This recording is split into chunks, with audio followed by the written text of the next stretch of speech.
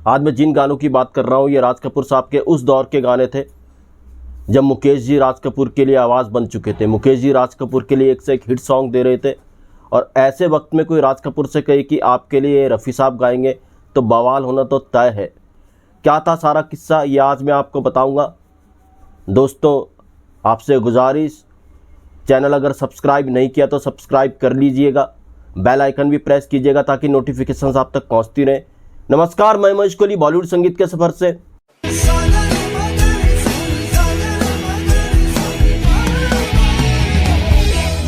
मुकेश जी राज कपूर की ट्यूनिंग एक गज़ब की ट्यूनिंग थी। मुकेश जी की राज कपूर से जो ट्यूनिंग शुरू हुई थी सबको पता है। आग पिक्चर जब राज कपूर साहब ने बनाई थी 1948 में ये फिल्म आई थी आग। उसमें मुकेश जी अपनी आवाज़ दे चुके थे राज कपूर साहब के लिए। जिंदा हूँ इस तरह से गमे ज़िंदगी नहीं, जिंदा हूँ इस तरह के गमे, ऐसा हिट सॉन्ग मुकेश जी राज कपूर साहब के लिए दे चुके थे। तो राज कपूर साहब कुछ अलग हटके करना चाहते थे, उन्होंने एक अलग अपनी म्यूजिकल टीम बनाई। मुकेश जी उनके सिंगर बने, मुकेश जी की आवाज़ उनके लिए लक्की साबित हुई और काफ़ी फिल्म 48 के बाद जब उन्होंने फिर की, हालांकि अंदाज में रफ़ी साहब की आवाज़ इस्तेमाल हुई थी राज कपूर साहब के ऊपर, मुकेश जी की आवाज़ इस्तेमाल हुई थी दिलीप कुमार साहब के ऊपर। जब उन्होंने बरसात बनाई तब तो कमाल हो गया। मुकेश जी की आवाज़ परमानेंट उनकी आवाज़ बन चुकी थी। राज कपूर को लगने लगा था कि मुकेश जी उनके लिए परफेक्ट सिंगर है। और ये वो दौर था, राज कपूर सक्सेस डायरेक्टर भी थे, सक्सेस प्रोड्यूसर भी बन चुके थे। 50s में राज कपूर आवारा दे चुके थे, आवारा हूँ, श्री 420 दे चुके थे। तो ऐसी एक फिल्म थी जो राज कपूर साहब कर रहे थे एक बैनर के लिए। तो राज कपूर साहब को जब ये फिल्म मिली, देखिए यहाँ पर किस्सा, एक बहुत गजब बात होती है इस फिल्म के अंदर। तो राज कपूर साहब को जब ये फिल्म मिली तो उसके फिल्म के जो म्यूजिक डायरेक्टर थे, जी हाँ, ओपी नैयर साहब, और फिल्म में उनके अपोजिट थी मधुबाला। अब मधुबाला के भी favourite music director OP Nayyar हुआ करते थे। हावड़ा ब्रिज जैसी उन्होंने एक से एक फिल्में मधुबाला के लिए की थी। तो मधुबाला भी इनको लक्की म्यूजिक डायरेक्टर अपने लिए मानती थी और कहते हैं कि मधुबाला जो फिल्म करती थी उसमें अगर म्यूजिक डायरेक्टर ओपी नैयर हुआ करते थे तो अपनी जो फीस थी अपने वो 15,000 रुपये उसमें से माइनस कर दिया करती थी, जिसमें म्यूजिक डायरेक्टर ओपी नैयर साहब हुआ करते थे। तो ओपी नैयर साहब इस फिल्म के म्यूजिक डायरेक्टर थे, नायिका थी मधुबाला, नायक थे राज कपूर। तो ओपी नैयर साहब रफ़ी साहब के काफ़ी मुरीद थे। रफ़ी साहब ने इस फिल्म के गाने गाने थे।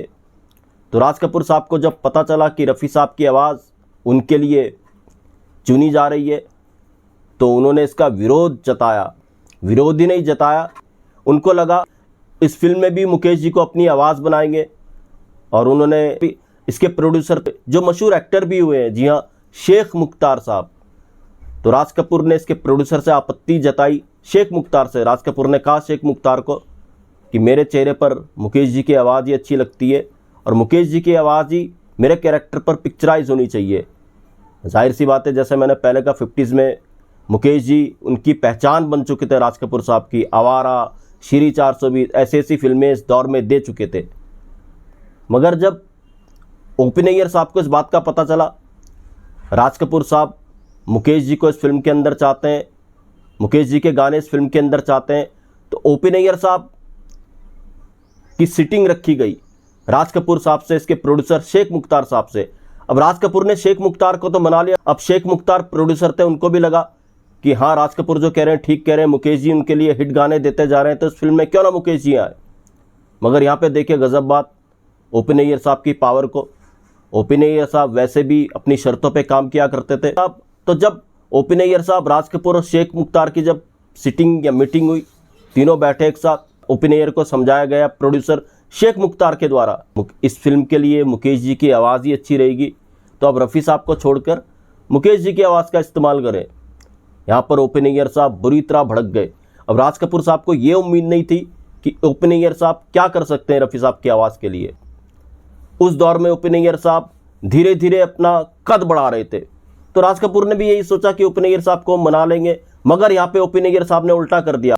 ओपी नैयर साहब ने यहाँ पर राज कपूर और शेख मुख्तार को साफ तौर पे कह दिया, खड़े हो गए वो मीटिंग में, और राज कपूर साहब को कह दिया कि अगर इसमें रफ़ी साहब नहीं होंगे तो ये फिल्म वो करेंगे ही नहीं। अब राज कपूर साहब और शेख मुख्तार ने जब ये बात सुनी ओपी नैयर साहब की कि वो फिल्म करेंगे नहीं अगर मुकेश जी को लिया गया, तो दोनों के हाथ पांव फूल गए, क्योंकि ओपी नैयर साहब भी उस दौर में अच्छा म्यूजिक दे रहे थे और गाने सब तैयार हो चुके थे। राज कपूर साहब को चुप होना पड़ा ओपी नैयर साहब के गुस्से के आगे।